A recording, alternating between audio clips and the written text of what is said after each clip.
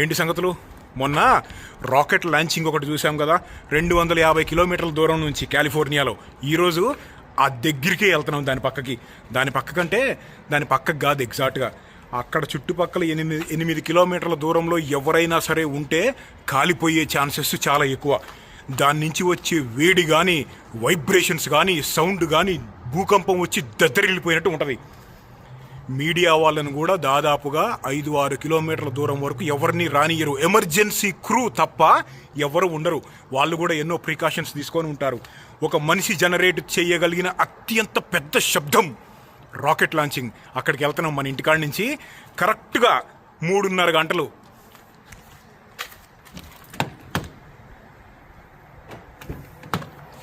వెళ్దామా? రెడీ? చాలా దూరం ఉందా దీపా? ఇంతకుముందు రాకెట్ లాంచింగ్ ఎప్పుడన్నా చూసావా లైవ్? First time. ఎక్సైటెడ్ అన్నా, నువ్వు చూసావన్నా? First time. నేను కూడా ఫస్ట్ టైమే రాకెట్ ని పక్క నుంచి చూడటం. ఎలా ఉంటుందో చూద్దాం. చూసా కానీ టీవీలో.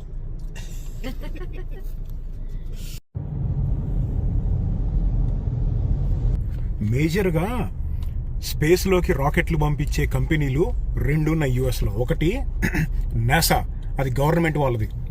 యుఎస్ గవర్నమెంట్తో పాటు వేరే దేశాలు కూడా వాళ్ళకి ఫండ్స్ ఇస్తూ ఉంటారు. వాళ్ళు 4 లొకేషన్స్లో నుంచి లాంచ్ చేస్తారు ఇది రాకెట్లు యుఎస్లో. ఒకటి ఫ్లోరిడా, 2వ లొకేషన్ కూడా ఫ్లోరిడాలోనే ఉంది. 3వది వర్జీనియా, 4వది కాలిఫోర్నియా, ఇప్పుడు మనం వెళ్ళే లొకేషన్ అదే, వ్యాండెన్బర్గ్. సెకండ్ కంపెనీ స్పేస్ ఎక్స్, అదేమో ఇలాన్ మస్క్ది. వాళ్ళు 4 చోట్ల నుంచి లాంచ్ చేస్తారు. Florida, Virginia, Texas, California. ఈ కాలిఫోర్నియా అనేది ఇప్పుడు యావరేజ్గా నాసా వాళ్ళు ప్రతి సంవత్సరము 0 నుంచి 2 రాకెట్లు లాంచ్ చేస్తారు ఆకాశంలోకి. అంటే ఒక్కొక్క సంవత్సరం దాదాపుగా ఏమీ చేయరు, ఒక్కొక్క సంవత్సరం 1, 2, 3 అలా చేస్తారు నాసా వాళ్ళు. అదే స్పేస్ ఎక్స్ వాళ్ళు అయితే ప్రైవేట్ కంపెనీ కదా, యావరేజ్గా ప్రతి సంవత్సరము ఎన్ని చేస్తారు చెప్పండి? చెప్పాలా? 100 నుంచి 150 రాకెట్లు పైకి పంపిస్తారు. వాటిల్లో కాలిఫోర్నియాలో ఒక 5-6 అవుతూ ఉంటాయి ప్రతి సంవత్సరం. వాటిల్లో ఒకదానికి వెళ్తున్నాం. ఈ రాకెట్ లాంచింగ్ ఎప్పుడైనా సముద్రం ఒడ్డు నుంచే చేస్తారు. ఇప్పుడు శాండీ వాళ్ళు ఫీనిక్స్లో ఉంటారు కదా, వాళ్ళు అక్కడి నుంచి రాకెట్ లాంచింగ్ చూస్తానికి కుదరదు. ఎందుకంటే ఫీనిక్స్కి సముద్రం లేదు. కాలిఫోర్నియా వచ్చేవంటే వీళ్ళేమో మాట వినట్లేదు. వచ్చేచ్చు కదరా, ఒక్కసారి కెమెరా దింపి రోడ్ని చూపిరా. రోడ్డా? చూసావా ఈ ట్రాఫిక్ లో నేను ఎలా సర్వే అవ్వాలంటారా? ఇక్కడ చూడు, మనం 100 మైల్స్ 3 అవర్స్. ఇంకా నేను ఎప్పుడు డ్రైవింగ్ మొత్తం ట్రాఫిక్ లోనే ఉంటా. నా వల్ల పోదు ఇలాంటి ట్రాఫిక్. ఇదిగో 130 మైల్స్ వెళ్ళాలి అంటే 220 కిలోమీటర్లు అనుకుంటా, 2.5 గంటలు. అదే ఫీనిక్స్ లో అనుకో గంటలు వెళ్ళిపోతారా నేను. ఇక్కడ నుంచి ఇంకో గంటన్నర. మొత్తం ఇక్కడ నుంచి కెనడా వరకు మొత్తం అన్ని బీచ్లే ఉంటాయి. స్పాట్స్ ఉంటాయా చూడడానికి? ఏం స్పాట్లు? రాకెట్ లాంచింగ్ స్పాట్లే ఉండవు. అంటే పబ్లిక్ చూస్తానికి ఇట్లా డెడికేటెడ్ స్పాట్లే అలాంటివి ఏమి ఉండవు. మనం ఎత్తుకొని ఎక్కడి నుంచి అన్నా చూడాలంతే. తెలుసా నీకు ఎక్కడ తీసుకెళ్ళా? తెలుసు. ఇప్పుడు మనం ఉన్న ఈ రోడ్డుని హైవే నంబర్ 1 లేకపోతే పసిఫిక్ హైవే నంబర్ 1 అంటారు. నార్త్ అమెరికా ఖండంలో ఒక చివరికి లాస్ట్గా ఉంటుంది ఇది. ఇదంతా పసిఫిక్ ఓషన్. ఈ రోడ్డు ఎంత ఫేమస్ అంటే ఎన్ఎఫ్ఎస్ లేకపోతే నీడ్ ఫర్ స్పీడ్ వీడియో గేమ్స్లో, మూవీస్లో చాలా వాటిల్లో ఉంటుంది. మాలిబూ కూడా దీని మీదే ఉంటుంది. శాన్ ఫ్రాన్సిస్కో ఇక్కడ నుంచి 300 మైళ్ళు ఉంటుంది, అంటే దాదాపు 450 కిలోమీటర్లు. అక్కడి వరకు కూడా వెళ్తుంది ఈ రోడ్డు. మొత్తం ఇంతే ఉంటుంది. మొత్తం అన్ని బీచ్లు ఉంటాయి. అక్కడక్కడ కారు ఆపుకునే వాళ్ళు ఆపుకొని అట్లా బీచ్లోకి వెళ్తూ ఉంటారు. ఇంకా చెప్పాలంటే కెనడా దాకా వెళ్ళే దగ్గర వరకు కూడా ఇంతే ఉంటుంది రోడ్డు.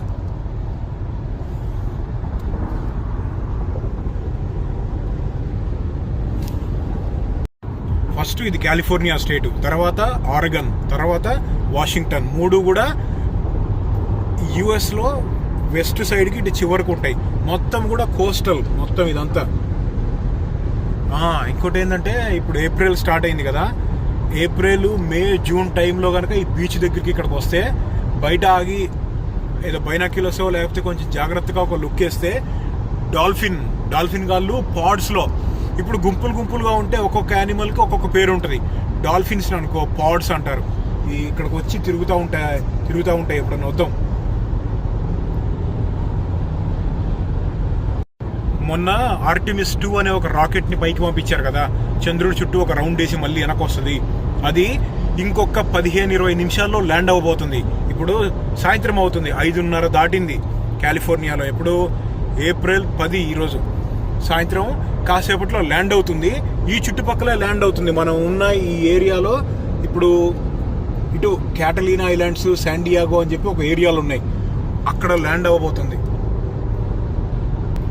ఈ పసిఫిక్ హైవే నంబర్ 1 ఏమైందంటే ఒక్కొక్కసారి డిసెంబరు, జాన్, ఫెబ్ ఆ నెలల్లో అతి భారీ వర్షాలు పడటం మూలాన ఆ పైన కొండలు కరిగి ఈ రోడ్డు కంప్లీట్గా బ్లాక్ అయిపోయింది. అప్పుడు ఈ రోడ్డు మొత్తాన్ని బ్లాక్ చేసేస్తారు. అవి క్లియర్ చేయడానికి ఒక్కొక్కసారి కొన్ని రోజుల్లో అయిపోయింది, ఒక్కొక్కసారి అయితే 1-2 నెలలు కూడా మొత్తం బ్లాక్ అయ్యే ఉంటుంది అది రోడ్ అంతా.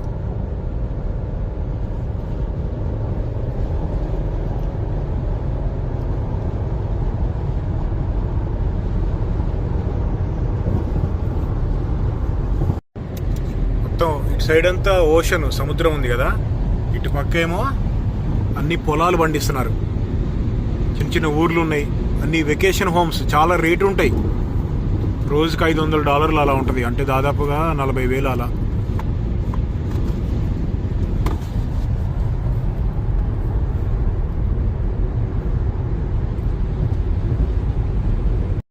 ఇప్పుడు మనము వెళ్ళబోయే ఏరియా పేరు శాంటా బార్బరా కౌంటీ. కౌంటీ అంటే జిల్లా. ఫస్ట్ లాస్ ఏంజలీస్ కౌంటీ, తర్వాత వెంచురా కౌంటీ, తర్వాత శాంటా బార్బరా కౌంటీ. ఆ శాంటా బార్బరా కౌంటీలో వెండన్బర్గ్ స్పేస్ ఫోర్స్ బేస్ అని ఒకటి ఉంది, మొన్న మాట్లాడుకున్నాం కదా అక్కడ. అయితే ఆ శాంటా బార్బరా ఇంకొక దేనికి ఫేమస్ అంటే బీచ్లు లేకపోతే వెకేషను. సరే అవన్నీ పక్కన పెడితే మైకేల్ జాక్సన్కి ఒక ఇల్లు ఉండేది, దాని పేరు నెవర్ల్యాండ్. అది శాంటా బార్బరా కౌంటీలో. మనం ఇప్పుడు ఉన్న ఏరియాలోనే కొంచెం అటు ఇటుగా ఇక్కడ ఎక్కడో ఉన్నట్టుంది. ఆయన ఇక్కడ ఇల్లు కట్టుకున్నాడు, చాలా పెద్దది. అది గేటు దగ్గర నుంచి లోపల మెయిన్ ఎంట్రన్స్కి వెళ్ళాలంటే పెద్ద ట్రైనే ఉంటుంది, అలా కట్టుకున్నాడు. నువ్వు అక్కడ చూడు, ఆయిల్ డ్రిల్లింగ్ చేస్తున్నారు పసిఫిక్ ఓషన్లో, కాలిఫోర్నియాలో ఆయిల్ డ్రిల్లింగ్, పెట్రోలియం.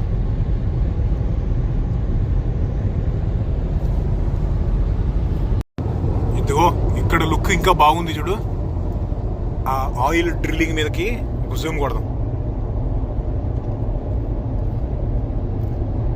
అదిగో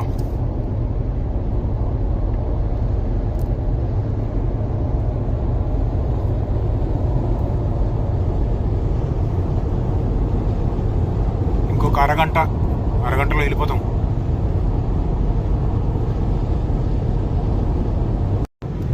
నైన్టీన్ 1940s ఈ రోడ్లు వేసినప్పుడు అందరి దగ్గర సెల్ ఫోన్లు ఉండేవి కాదు కదా, అందుకని ఆ రోజుల్లో పెట్టిన ఫోన్ సర్వీస్ అది ఈ రోజుకి కూడా యాక్టివ్లో ఉంటుంది. దాని నుంచి ఆపి ఎవరికైనా ఫోన్ చేస్తే ఎమర్జెన్సీ రోడ్ల మీద ఒక ఆపరేటర్ పిక్ చేసి ఏంటి అవసరం అని చెప్పి అడుగుతారు. మొత్తం యుఎస్ మీద ఉన్న అన్ని హైవేల్లో ఎక్కడికి వెళ్ళినా కానీ ప్రతి అరగంటకి ఒకటి అటువంటి బాక్స్ కనపడతానే ఉంటుంది, ఫోన్ బాక్స్. శాంటా బార్బరా మనం లొకేషన్ దగ్గరికి వెళ్ళే కొద్దీ ఎలా గ్రీన్గా మారిపోతుందో చూడు.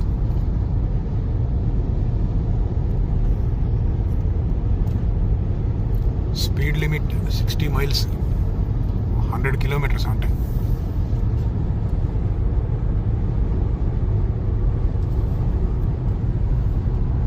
ఇక్కడ ఒక రెస్ట్ ఏరియా.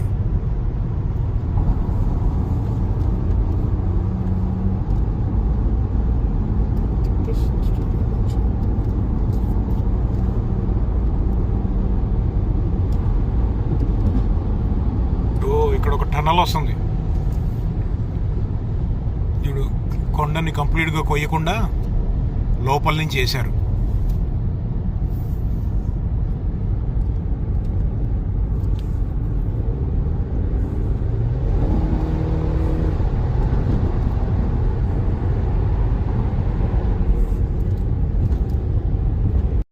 ఇది మనం వచ్చింది వ్యాండెన్బర్గ్ స్పేస్ ఫోర్స్ బేస్.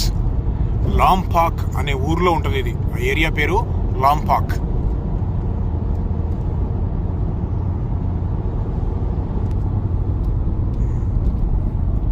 ఇదే ఎగ్జిట్. ఇక్కడ ఇంకో 25 మినిట్స్ వెళ్ళాలి.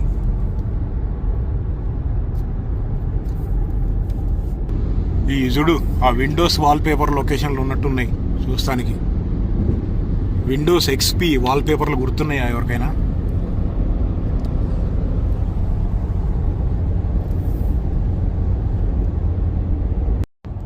ఇక్కడ చూడు మేఘాలు కొండల మీదకి వచ్చేసినాయి.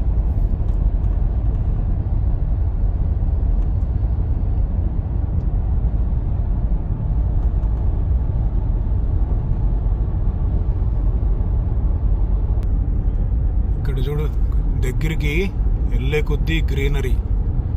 ఇదైతే సేమ్ విండోస్ XP వాల్పేపర్కి మళ్ళీ వాడుకోవచ్చు.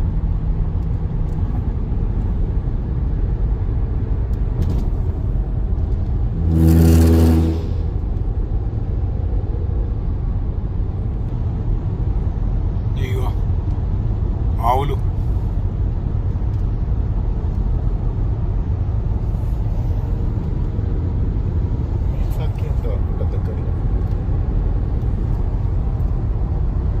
ఇక్కడంతా జంగల్ ఫ్లవర్స్ ఉన్నాయి.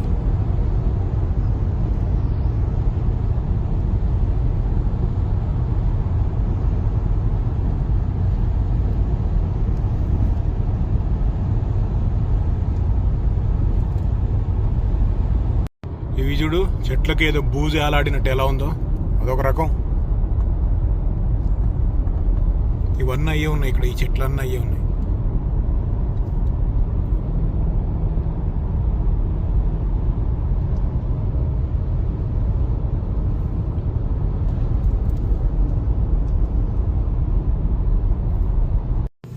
ఇదే ఫైనల్గా ఊరు వచ్చాం మనం, లాంపాక్. ఇక్కడ ఇంకొక 5 మినిట్స్ డ్రైవ్. ఇక్కడ మొత్తం అటు ఇటు అన్ని హోటల్స్, రెస్టారెంట్స్. వెకేషన్కి వచ్చే వాళ్ళు ఎక్కువ ఈ ఏరియాకి.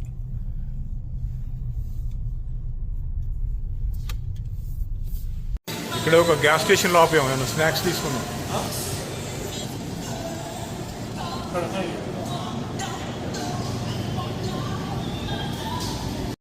కరెక్ట్ 7:20కి సన్సెట్.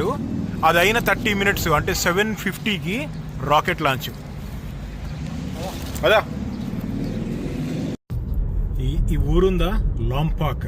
ఇదే కాకుండా రాకెట్ లాంచింగ్ అయ్యేటప్పుడు వచ్చే సౌండ్ మనిషి జనరేట్ చేయగలిగిన అత్యంత పెద్ద సౌండ్ రాకెట్ లాంచింగే. అయితే దాని సౌండ్ ఎంత దూరం వెళ్తుంది అంటే కొంచెం అటు ఇటుగా దాదాపు 100 మైళ్ళు వెళ్ళిద్ది. అంటే 160 కిలోమీటర్లు వెళ్తుంది రాకెట్ సౌండ్. ఈ చుట్టుపక్కల ఉన్న ఊర్ల వాళ్ళందరికీ ముందే నోటీస్ చెప్తారు, ఈ ఫలానా ఈ టైంలో రాకెట్ లాంచింగ్ ఉంది, మళ్ళీ సోనిక్ బూమ్లు వస్తాయి అని చెప్తారు. అటువంటి టైంలో ఏం చేస్తారంటే పిల్లల్ని బయటికి రానివ్వరు. ఇంట్లో కుక్కలు పిల్లలు ఉంటాయి కదా, యానిమల్స్ అన్నిటిని తీసుకొని లోపల, ఎందుకంటే వాటికి పెద్ద సౌండ్ వింటే భయం వేసి పారిపోతాయి. కుక్కగాడు పిల్లిగాడు పారిపోతూ ఉంటారు. అందుకని వీళ్ళ జాగ్రత్తల్లో వీళ్ళు తీసుకుంటారు. ఆ సోనిక్ బూమ్ సౌండ్, ఆ రాకెట్ లాంచ్ అయిన కాడి నుంచి దాదాపుగా ఒక 2 నిమిషాల కన్నా ఎక్కువ ఉండదు. ఆ 2 నిమిషాలు మాత్రం జాగ్రత్తగా ఉంటారు. చెప్పకుండా కనుక రాకెట్ లాంచ్ చేశారా బీభత్సాలే జరిగిపోతాయి ఆ సౌండ్కి. ఇదిగో ఇక్కడ అన్ని పొలాలు ఉన్నాయి, ఇటన్నీ అయ్యాయి, దున్ని పెట్టారు.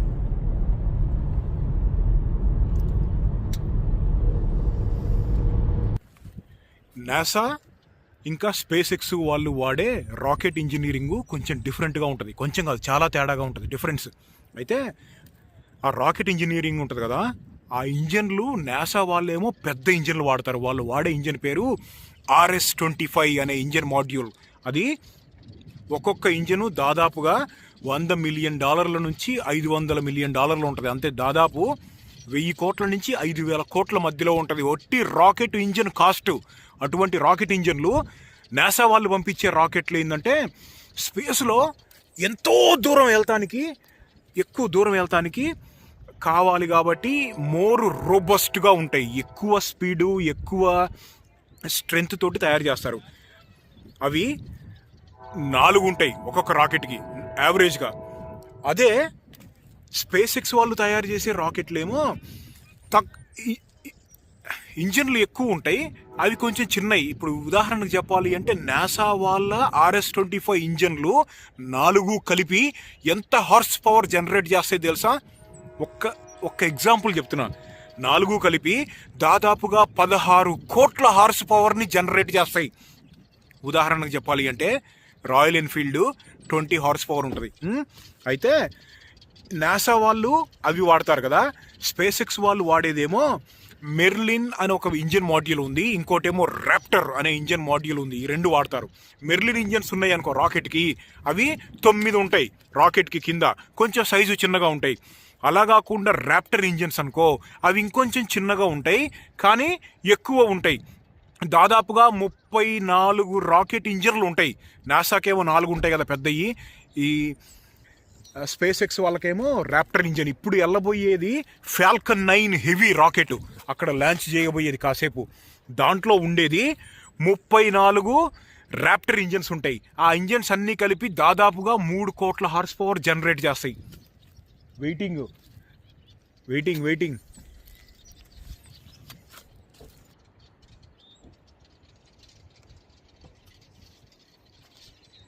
ఇక్కడ చూడు ఎన్ని పిట్టగాళ్ళు ఉన్నారో, ఆడుకుంటున్నారు.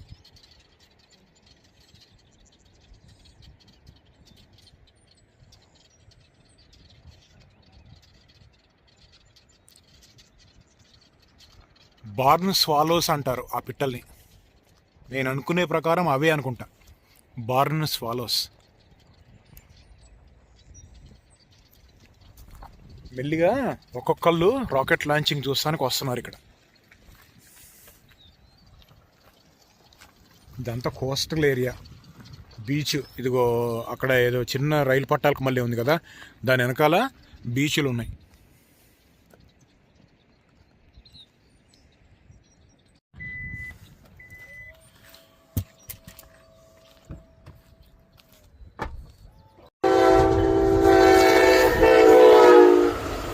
అక్కడ ఏంద్ర అంతమంది ఉన్నారని అటు వెళ్తే వాళ్ళు చూసేది ట్రైన్ కోసం,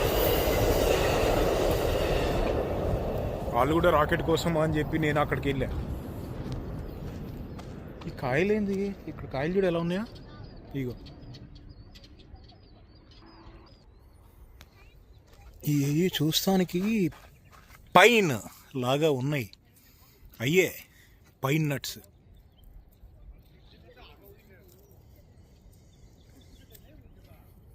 రాళ్ళు ఉన్నట్టున్నాయి ఒక్కోటి.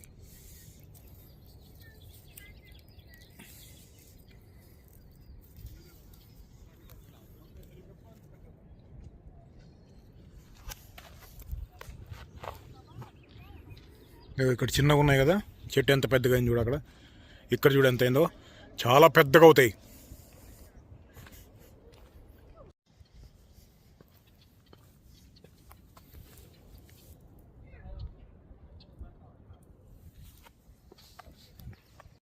లాంచ్ ప్యాడు ఆ కొంచెం ముందుకెళ్తే ఇంక కొంచెం బాగా కనపడుతుందట, అటు వెళ్దాం.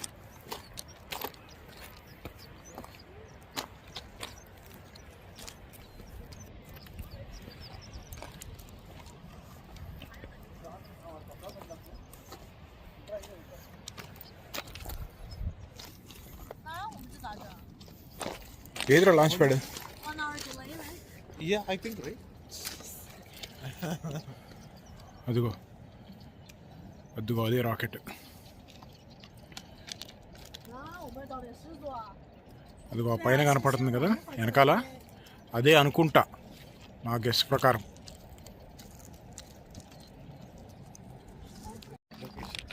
ఇప్పుడే తెలిసిన latest information, rocket launching 1 hour delay. 7:49 PM అవ్వాల్సింది 8:49 PM మార్చారు. అక్కడి నుంచి ఇదేంది ఇక్కడ ఏదో ఒక రాకెట్కి మళ్ళీ కనపడుతుంది. అరే ఇది రాకెటేరా? రాకెట్ ఇండియా అనుకుంటా. ఇది రాకెటే, కానీ ఈరోజు లాంచ్ అయ్యేది ఇది కాదనుకుంటా. లాంచ్ ప్యాడ్ ఏమో అక్కడ వైట్ కలర్లో కొంచెం కనపడుతుంది కదా, అది లాంచ్ ప్యాడ్ అంటున్నారు ఇక్కడ వాళ్ళు, తెలియదు. కానీ ఇది మాత్రం రాకెట్కి మళ్ళీనే ఉంది. ఏదిరా ఇక్కడ ఫాల్కన్ రాకెట్ అది.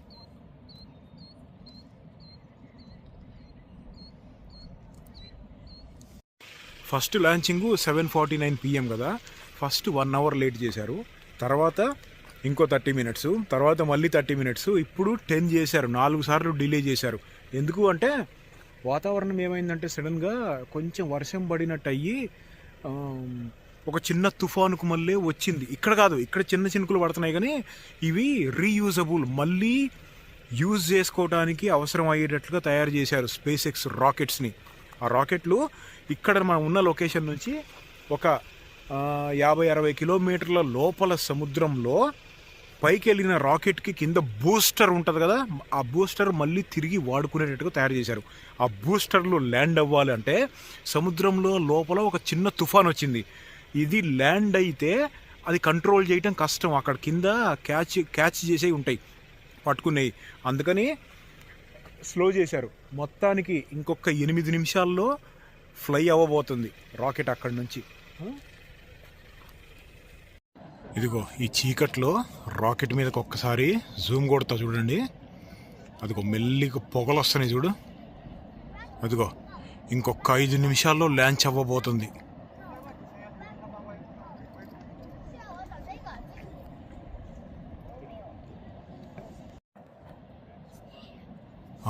స్టార్ట్ అవుతుంది చూడండి, 10 seconds. అద్దుగో లాంచ్ అయింది. అమ్మో ఎంత లైట్ ఉందిరా బాబు, హోలీ షిట్. వావ్, అబ్బా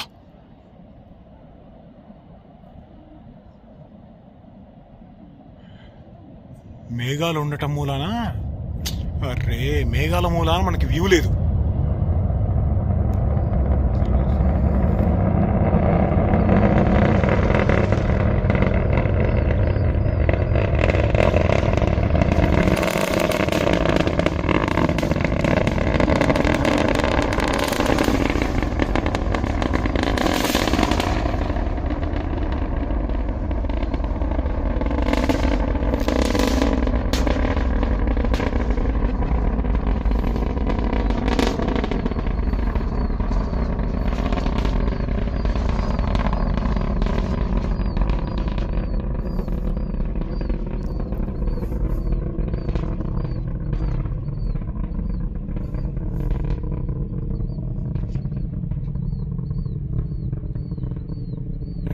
ఏమన్నా ఉందా వ్యూ అసలు? అది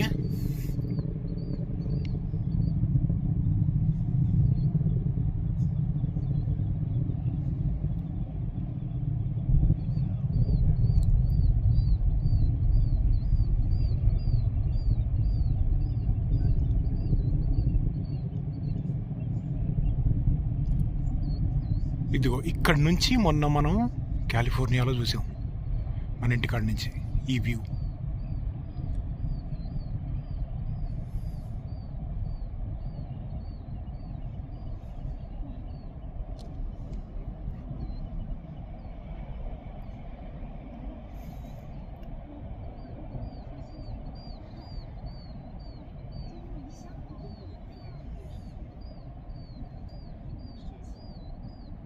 అదిగో కరెక్ట్ 500 కిలోమీటర్ల పైకి వెళ్ళి శాటిలైట్స్ని వదిలేసిద్ది, అది వెళ్ళిపోయింది.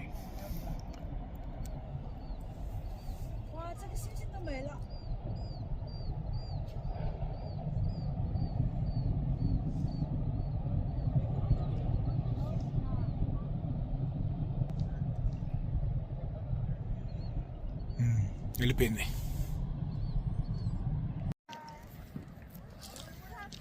ఇప్పుడు ఇక్కడి నుంచి కారులోకి వెళ్ళి